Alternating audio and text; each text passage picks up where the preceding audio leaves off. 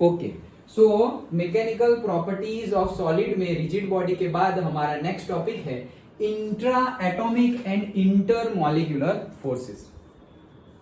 ये सब बेसिक है, आगे जो हम पढ़ने वाले हैं उसको समझने के लिए। अच्छा, तो intra atomic and inter molecular forces, जैसे हमने केमिस्ट्री के चैप्टर नंबर 4 में भी chemical bonding and molecular structure में हाइड्रोजन बॉन्ड की बात की थी, तब हमने ऐसा वर्ड यूज किया था intra molecular and inter molecular. Okay, so और से इंट्रा एटॉमिक। ओके, तो इंटर एंड इंट्रा वैसे वर्ड यूज किया था। तो मीनिंग क्या है? इंटर मतलब जैसे तुम्हारी इंटर स्कूल कंपटीशन होती है, तो एक स्कूल का कंपटीशन, एक स्कूल की टीम का कंपटीशन दूसरे स्कूल की टीम के साथ, तो वो इंटर स्कूल हो गया। ओके, लेकिन इंट्रा स्कूल सिर्फ वो TER की जगह TRA कर दे तो क्या हो जाएगा? स्कूल के ही डिफरेंट डिफरेंट टीम्स के बीच में कंपटीशन, एक ही स्कूल के, दूसरी स्कूल नहीं आएंगे। Okay, like that. तो से कोई भी यहां मैंने लिया हुआ है, ये से यहां पर H2O, तो H2O ये H2O का एक मॉलिक्यूल है, H2O का दूसरा मॉलिक्यूल है, H2O का तीसरा मॉलिक्यूल है। सो ये फर्स्ट H2O के मॉलिक्यूल का सेकंड H2O के मॉलिक्यूल के साथ जो भी अट्रैक्शन फोर्स होगा, ओके, तो वो इंटर होगा या इंट्रा होगा? मॉलिक्यूलर। दो वर्ड है, इंटर एटॉमिक और इंटर मॉलिक्यूलर। इंटर होगा, यस। क्यों? क्योंकि दो अलग अलग मॉलिक्यूल है ना, तो दो अलग अलग मॉलिक्यूल है, मतलब टू डिफरेंट मॉलिक्यूल्स के बीच में लगने वाला फोर्स, तो वो होता है inter molecular force. It can be attraction force, it can be repulsion force. Okay, अब अगर मैं बोलूं कि ऑक्सीजन और हाइड्रोजन, या फिर हाइड्रोजन हाइड्रोजन, या ये हाइड्रोजन ये ऑक्सीजन के बीच में लगने वाला फोर्स, तो वो होता है इंट्रा। वो क्या होता है? इंट्रा। और तुम इंटर एटॉमिक भी बोल सकते हो, क्योंकि वो तीनों ही, देखो यहां पे इंट्रा तो है ही, दोनों ही इंटर है, लेकिन एक इंटर मॉलिक्यूल है और एक इंटर एटॉमिक है, तो इसको हम इंट्रा मॉलिक्यूलर बोल सकते हैं। क्या? Intra molecular. लेकिन अगर इंटर बोलना हो तो इंटर एटॉमिक, तब एटॉम हो जाएगा। क्यों? एक एटॉम दूसरे एटॉम के साथ, तीसरे एटॉम के साथ बॉन्डिंग कर रहा है और फोर्सेस लगा रहा है। एक एटॉम दूसरे एटॉम के साथ, तो वो इंटर हो गया। एक मॉलिक्यूल दूसरे मॉलिक्यूल के साथ, तो वो भी इंटर हो गया। लेकिन एक मॉलिक्यूल अपने ही अंदर बॉन्डिंग कर रहा है, मतलब अपने ही अंदर फोर्सेस लगा रहा है, तो उसको इंट्रा मॉलिक्यूलर बोलेंगे। मतलब इंटर एटॉमिक को तुम यहां पर अगर इसको तुम इंटर एटॉमिक बोल रहे हो वो सही है, लेकिन उसको हम इंट्रा मॉलिक्यूलर भी बोल सकते हैं। ये है एक इंटर मॉलिक्यूलर, मतलब दो मॉलिक्यूल के बीच में, लेकिन एक ही मॉलिक्यूल के बीच में अंदर अंदर लगने वाला फोर्स कौन सा हो जाएगा? Intra molecular. डन। ओके, जैसे कि मैंने किसी को, यहां तुम में से कोई खड़ा हुआ है और मैंने ऐसे पकड़ा हुआ है। ओके, तो मैंने वो आदमी को पकड़ा हुआ है। ओके, अब अगर वो आदमी भागा तो मुझ पे भी फोर्स लगेगा और मैं भी जा रहा हूं। ओके, मुझे इफेक्ट हो रही है। लेकिन जैसे मैंने अपना ही हाथ पकड़ा हुआ है, अब कोई वहां पे खड़ा है, वो भागेगा तो मुझे क्या भाई? ओके, भाग गया तो मुझे खींच के नहीं जाएगा। क्यों? क्योंकि मैंने नहीं पकड़ा हुआ है, मुझसे वो ज्वाइन है नहीं। अंडरस्टूड? ओके, तो ये है intra atomic and inter molecular forces. अब अगर बात करें तो जैसे कि ये हमारा एक एटॉम है, एटॉम का न्यूक्लियस है, और न्यूक्लियस में डिफरेंट डिफरेंट ऑर्बिट्स में, ये सब हमने केमिस्ट्री में पढ़ लिया है। सो डिफरेंट डिफरेंट ऑर्बिट्स में इलेक्ट्रॉन ऐसे घूम रहे हैं। देन वैसे ही दूसरा एटॉम है, उसके भी डिफरेंट डिफरेंट ऑर्बिट में डिफरेंट डिफरेंट इलेक्ट्रॉन घूम रहे हैं। ओके, अब होता क्या है, ये न्यूक्लियस ये इलेक्ट्रॉन के ऊपर फोर्सेस ऑफ अट्रैक्शन लगाएगा। ओके, ये न्यूक्लियस ये इलेक्ट्रॉन के ऊपर भी फोर्सेस ऑफ अट्रैक्शन लगाएगा। डन। और ये न्यूक्लियस के ऊपर फोर्सेस ऑफ रिपल्शन लगाएगा। डन। ओके, ऑपोजिट चार्ज हो तो अट्रैक्शन, सेम चार्ज हो, लाइक चार्ज हो तो रिपल्शन। वैसे ही यहां ये न्यूक्लियस के ऊपर रिपल्सिव फोर्स लगाएगा, ये न्यूक्लियस ये सारे इलेक्ट्रॉन के ऊपर अट्रैक्टिव फोर्स लगाएगा, और ये न्यूक्लियस ये सारे इलेक्ट्रॉन के ऊपर भी अट्रैक्टिव फोर्स ही लगाएगा, क्योंकि वो पॉजिटिव और ये सारे negative. Done. Okay, so now we are going to draw a graph. किस चीज का ग्राफ है? ग्राफ बिटवीन दी से आर, मतलब से distance between the inter atom, मतलब दो एटॉम के बीच का डिस्टेंस और दो मॉलिक्यूल के बीच का डिस्टेंस, जो भी गिनना हो, that is R. Okay, now ये जो ऊपर ड्रॉ किया है that is the force. Okay, और वो कौन सा फोर्स है? एक फोर्स बढ़ रहा है और एक फोर्स क्या हो रहा है? कम हो रहा है. डन. ओके, सो जो एट्रैक्शन फोर्स होता है उसको हम नेगेटिव ले रहे हैं. याद रखना, एट्रैक्शन फोर्स को हम क्या लेंगे? नेगेटिव. अंडरस्टूड? फिर से, फोर्सेस ऑफ एट्रैक्शन को हम नेगेटिव चार्जेस से रिप्रेजेंट करेंगे यहां पर. एंड ऐसे थोड़ा उल्टा लग रहा है, एट्रैक्शन को तो पॉजिटिव ले लो लेकिन हम नेगेटिव ले रहे हैं. Okay, for the graph purpose.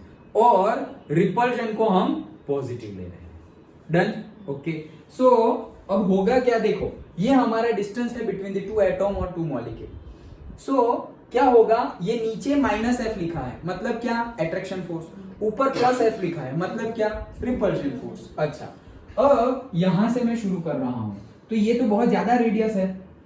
तो अगर दो एटॉम या दो मॉलिक्यूल्स के बीच का डिस्टेंस अगर ज्यादा है तो उनके बीच का एट्रैक्शन फोर्स कैसा होगा? कम होगा. रिपल्शन फोर्स तो होगा ही नहीं क्योंकि बहुत दूर है. ओके, लेकिन एट्रैक्शन फोर्स होगा लेकिन बहुत कम होगा. तो देखो, ये फोर्स, ये हमारा एट्रैक्शन फोर्स, लेकिन उसकी वैल्यू बहुत कम है. कब? जब आर, मतलब डिस्टेंस बहुत ज्यादा है. हाँ, डिस्टेंस बहुत ज्यादा है तब. अंडरस्टूड? ओके, नाउ देखो, अब जैसे जैसे मैं दो एटॉम के बीच का डिस्टेंस कम करते जा रहा हूं, हमें पता ही है ये दो एटॉम है, उनके बीच का डिस्टेंस में धीरे धीरे धीरे धीरे धीरे धीरे क्या कम कर रहा हूं. कम कर रहा हूं तो क्या होगा? ये भाई साहब इसको तो अट्रैक्ट कर ही रहे हैं, ये इलेक्ट्रॉन को भी अट्रैक्ट कर रहे हैं. ओके, ये न्यूक्लियस. तो होगा क्या? उनके बीच का अट्रैक्शन फोर्स क्या होगा? बढ़ेगा. ऑब्वियस है. अब दो मैग्नेट पकड़ लो, दो मैग्नेट है तो अभी मैग्नेटिक फोर्स, दो दूर बहुत ज्यादा दूर है तो मैग्नेटिक फोर्स कम होगा. नजदीक लाओगे तो ऐसे चिपक जाएगा, मैग्नेटिक फोर्स बढ़ जाएगा. तो वैसे ही फोर्स ऑफ अट्रैक्शन, जैसे जैसे ये डिस्टेंस बढ़ रहा है, सॉरी, डिस्टेंस कम हो रहा है, दो एटॉम के बीच का या दो मॉलिक्यूल के बीच का डिस्टेंस क्या हो रहा है? कम हो रहा है. वैसे वैसे फोर्सेस ऑफ अट्रैक्शन को हमने नेगेटिवली शो किया हुआ है. सो फोर्सेस ऑफ अट्रैक्शन देखो बढ़ रहा है. सर ये तो कम हो रहा है. कम हो रहा है मतलब ये नेगेटिव फोर्स को अट्रैक्शन फोर्स दिखाया गया है ना, तो वो तो इंक्रीज हो रहा है ना वैसे. अंडरस्टूड? ओके, तो वो फोर्स बढ़ रहा है. एक पॉइंट आएगा तब तक फोर्सेस ऑफ अट्रैक्शन बढ़ता ही जाएगा. मतलब दो एटॉम है या दो मॉलिक्यूल है, उसको तुम दूर दूर है तो फोर्सेस ऑफ अट्रैक्शन कम है, फिर नजदीक ला रहे हो तो फोर्सेस ऑफ अट्रैक्शन बढ़ रहा है. एक पॉइंट आएगा तब तक वो फोर्सेस ऑफ अट्रैक्शन बढ़ेगा. ओके, जितना बढ़ना चाहिए उतना खतरनाक बढ़ गया ये forces of attraction between the two particles और से टू एटॉम्स और two molecules, whatever you are taking. Okay, तो फोर्सेस ऑफ अट्रैक्शन बहुत ज्यादा बढ़ गया. ये पॉइंट है ये. ओके, आर का ये पॉइंट है जहां पे सबसे ज्यादा फोर्सेस ऑफ अट्रैक्शन है. ओके, नाउ अगर उससे भी नजदीक गए हम, अगर आर उससे भी कम किया, ये आर ज्यादा था, अब आर अगर हम कम कर रहे, कम कर रहे, यहां से और थोड़ा भी कम करेंगे तो वो फोर्सेस ऑफ अट्रैक्शन रिवर्स होके क्या बनने लगा? फोर्सेस ऑफ, मतलब ये फोर्सेस ऑफ अट्रैक्शन कम हो रहा है. In short forces of repulsion हो रहा है. लेकिन अभी रिपल्शन हम नहीं बोलेंगे क्योंकि रिपल्शन वाला फोर्स नहीं आ रहा है, लेकिन जो दोनों के बीच का अट्रैक्शन फोर्स था ना, मतलब ऐसा है. अभी यहां आके अगर मैक्सिमम हो जाएगा अट्रैक्शन फोर्स, आ रहा है मैक्सिमम हो गया. अब अगर नजदीक ला रहे हैं ना हम, तो वो क्या हो रहा है? कम हो रहा है. फोर्स ऑफ अट्रैक्शन कम हो रहा है. एक पॉइंट आएगा जब कम हो गया ना, वो भी कम हो ही गया, अब कम नहीं होगा. अब अगर तुमने थोड़ा भी नजदीक ले आए ना, रिपेल हो जाएगा. अंडरस्टूड? ओके, फिर से दो एटॉम है, दो एटॉम के बीच में मैक्सिमम डिस्टेंस है. डिस्टेंस मैक्सिमम है तो फोर्सेस ऑफ अट्रैक्शन मिनिमम है. ओके, अब दोनों नजदीक आ रहे हैं तो फोर्सेस ऑफ अट्रैक्शन बढ़ेगा. एक पॉइंट आएगा जब फोर्सेस ऑफ अट्रैक्शन सबसे ज्यादा होगा. अब सबसे ज्यादा होगा मतलब क्या? अब यहां से तुम थोड़ा भी दूर जाओ या थोड़ा भी नजदीक जाओ, दोनों में फोर्सेस ऑफ अट्रैक्शन तो कम ही होने वाला है क्योंकि ये तो मैक्सिमम पॉइंट है. अब मैक्सिमम पॉइंट है मतलब तुम यहां से दूर ले जाओगे तो भी फोर्स ऑफ अट्रैक्शन कम होगा. दूर ले जाओगे तो ऑब्वियसली कम होगा, लेकिन नजदीक ले जाओगे तो भी फोर्सेस ऑफ अट्रैक्शन क्या होगा, कम हो जाएगा। ये क्यों कम होगा, क्योंकि दूसरे एटॉम के साथ भी तो फोर्सेस लग रहा है, समझ में आ रहा है। ये दोनों ये न्यूक्लियस सिर्फ ये इलेक्ट्रॉन को नहीं खींच रहा है, ये इलेक्ट्रॉन को भी तो खींच रहा है, ये इलेक्ट्रॉन ये न्यूक्लियस को भी तो खींच रहा है, ये इलेक्ट्रॉन ये न्यूक्लियस से तो खींचा हुआ है ही, वो न्यूक्लियस से भी खींचा हुआ है। ओके, सो हो क्या रहा है, एक पॉइंट आएगा तब मैक्सिमम अट्रैक्शन फोर्स होगा, वो पॉइंट से अब उससे भी कम डिस्टेंस अगर तुम ला रहे हो तो क्या हो जाएगा, फोर्स ऑफ अट्रैक्शन कम होने लगेगा, थोड़ा लूज टाइप होने लगा, और नजदीक लेते जा रहे हो और ले आए एक पॉइंट पर, तब फोर्सेस ऑफ अट्रैक्शन जीरो हो गया, इतना नजदीक ले गए कि फोर्सेस ऑफ अट्रैक्शन जीरो हो गया। अब फोर्सेस ऑफ अट्रैक्शन भी जीरो हो गया है और एक्चुअल केस में तो फोर्सेस ऑफ रिपल्शन भी नहीं है, बस है ये दोनों यहां पर ना फोर्सेस ऑफ अट्रैक्शन लग रहा है, यहां पर ना फोर्सेस ऑफ रिपल्शन लग रहा है। तो इसको हम बोलते हैं इक्विलिब्रियम डिस्टेंस। क्या बोलते हैं, इक्विलिब्रियम डिस्टेंस। रेडियस बोलोगे तो इक्विलिब्रियम रेडियस, लेकिन जनरली डिस्टेंस बोलेंगे क्योंकि दो एटम के बीच की बात है ना। तो इक्विलिब्रियम डिस्टेंस, इक्विलिब्रियम मतलब क्या, ना इधर ना उधर, न्यूट्रल। तो यहां पर इक्विलिब्रियम डिस्टेंस पे ना फोर्सेस ऑफ अट्रैक्शन है और ना ही फोर्सेस ऑफ रिपल्शन है। अब क्या होगा, अब थोड़ा भी तुम नजदीक गए तो फोर्सेस ऑफ रिपल्शन लग जाएगा और वो दोनों दूर होते जाएंगे। तो वो ग्राफ में यहां शो किया गया है, ये पॉइंट तक आते आते वो जो रेडियस, वो जो डिस्टेंस है वो कम हो रहा है तो फोर्स ऑफ अट्रैक्शन बढ़ रहा है, और यहां से थोड़ा ही अगर डिस्टेंस कम किया तो फोर्स ऑफ अट्रैक्शन कम हुआ, अभी भी तुम डिस्टेंस कम ही करता जा रहे हो तो फोर्स ऑफ अट्रैक्शन कम हुआ और यहां पहुंच गया जिसको हमने बोला आर नॉट मतलब इक्विलिब्रियम डिस्टेंस। वहां पर फोर्सेस ऑफ अट्रैक्शन भी जीरो है और फोर्सेस ऑफ रिपल्शन भी जीरो है, लेकिन अब तुम और भी नजदीक लेते जाओगे दो एटम को या दो मॉलिक्यूल को तो उनके बीच का रिपल्शन फोर्स बढ़ता जाएगा। अंडरस्टूड, सिंपल है। ओके, नेक्स्ट हम समझते हैं यही कंसेप्ट को पोटेंशियल एनर्जी के तौर पर। तो ये तो हमने थोड़ा बहुत देखा ही है, जैसे कि हमने स्प्रिंग की बात की थी न्यूटन्स लॉ ऑफ मोशन में, कि एक स्प्रिंग है, ओके, ऐसे ही रखी हुई है, इस साइड कहीं पे चिपकाई हुई है रिजिड बॉडी के साथ, यहाँ पर हैंड है और इस साइड फ्री है। यहाँ पर अगर हम फोर्स लगाएंगे, हम जो फोर्स लगा रहे हैं वो फोर्स, वो वर्क, वो एनर्जी उसके अंदर स्टोर हो जाएगी एज अ पोटेंशियल एनर्जी, और जैसे ही हमने ये फोर्स छोड़ा तो उसके पास एनर्जी आ गई तो वो रिवर्स जाएगी, वो हमने देखा था। तो सेम वे यहां होता है क्या, अगर हम डिस्टेंस कम कर रहे हैं तो फोर्सेस ऑफ अट्रैक्शन तो बढ़ता जा रहा है, लेकिन एक पॉइंट, फोर्स ऑफ अट्रैक्शन तो क्या हो रहा है, बढ़ता जा रहा है, लेकिन उसको ही अगर हम इसके रिस्पेक्ट में बोले, किसकी, पोटेंशियल एनर्जी के रिस्पेक्ट में बोले, तो अगर हम डिस्टेंस कम करते जा रहे हैं तो पोटेंशियल एनर्जी भी क्या होती जा रही है, कम होती जा रही है। एक पॉइंट आएगा जब तुम्हारा फोर्सेस ऑफ अट्रैक्शन क्या है, मैक्सिमम। ओके, मतलब यहां पर तुम्हारा फोर्सेस ऑफ अट्रैक्शन क्या है, मैक्सिमम। ये पॉइंट यहां है, ये नहीं शो किया गया है, बता रहा हूं क्या है। सो फोर्सेस ऑफ अट्रैक्शन मैक्सिमम है। अब क्या होगा कि जब फोर्सेस ऑफ अट्रैक्शन मैक्सिमम हो गया, अब क्या होगा, तो अब तो तुम्हारा फोर्सेस क्या होने वाला है, अट्रैक्शन कम होने वाला है। तो एक यहां पर भी तुम्हारी पोटेंशियल एनर्जी कम होती जाएगी और एक पॉइंट आएगा जहां पर तुम्हारी पोटेंशियल एनर्जी मिनिमम होगी। पोटेंशियल एनर्जी क्या हो जाएगी, मिनिमम। मतलब एक्चुअल में जैसे हम वो स्प्रिंग की बात की वैसे ही, लेकिन वहां पर तो जैसे कि मैंने तो कंप्रेशन की बात की, टेंशन में भी तो वही होगा।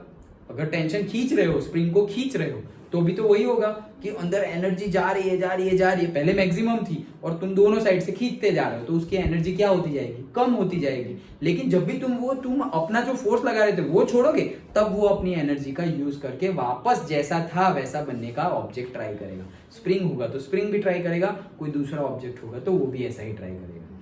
मतलब जब तक हम फोर्स लगा नहीं रहे थे तब उसकी एनर्जी मैक्सिमम थी।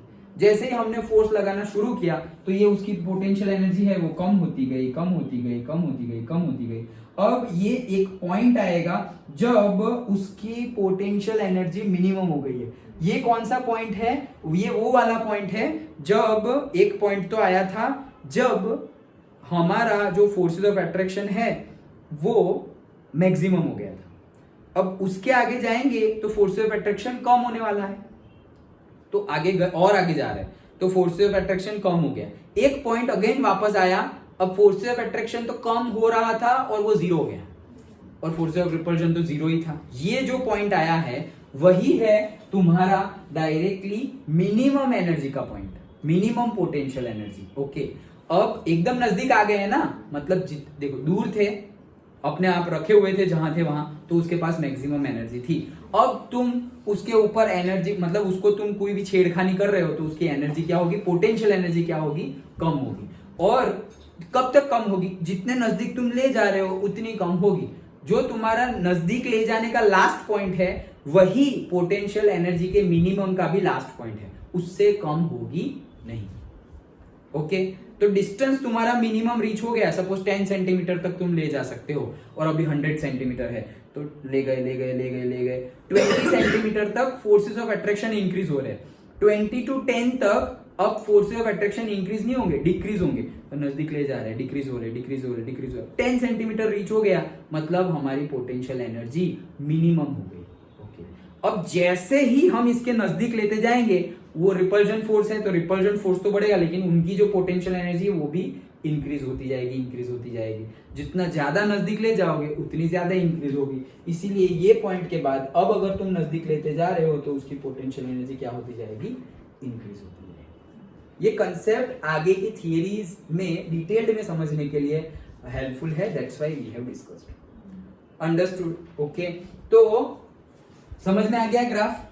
हमने क्या क्या पढ़ा अभी तक, हमने पढ़ा रिजिड बॉडी और हमने पढ़ा इंटर मॉलिक्यूलर और इंटर एटॉमिक फोर्सेस कैसे लगेंगे, वो फोर्सेस वर्सेस डिस्टेंस का graph, potential energy versus distance का ग्राफ, कि जैसे जैसे डिस्टेंस कम होता है फोर्सेस ऑफ अट्रैक्शन बढ़ते हैं, एक पॉइंट तक बढ़ेंगे फिर कम होना स्टार्ट हो जाएंगे, एक पॉइंट तक कम होंगे फिर तो जीरो हो गए, और जीरो हो गए उसके बाद फोर्सेस ऑफ अट्रैक्शन तो है ही नहीं, फोर्सेस ऑफ रिपल्शन इंक्रीज होना स्टार्ट हो जाएंगे। और अगर हम पोटेंशियल एनर्जी की बात कर रहे हैं तो डिस्टेंस कम करते जाएंगे तो पोटेंशियल एनर्जी भी कम होती जाएगी। मिनिमम डिस्टेंस आ गया तब तुम्हारी मिनिमम पोटेंशियल एनर्जी है। जैसे ही और थोड़ा भी डिस्टेंस तुम बढ़ाने जाओगे तो पोटेंशियल एनर्जी क्या हो जाएगी, इंक्रीज होती जाएगी। डन? ओके, तो ये थे हमारे 2 टॉपिक। आगे बढ़ते हैं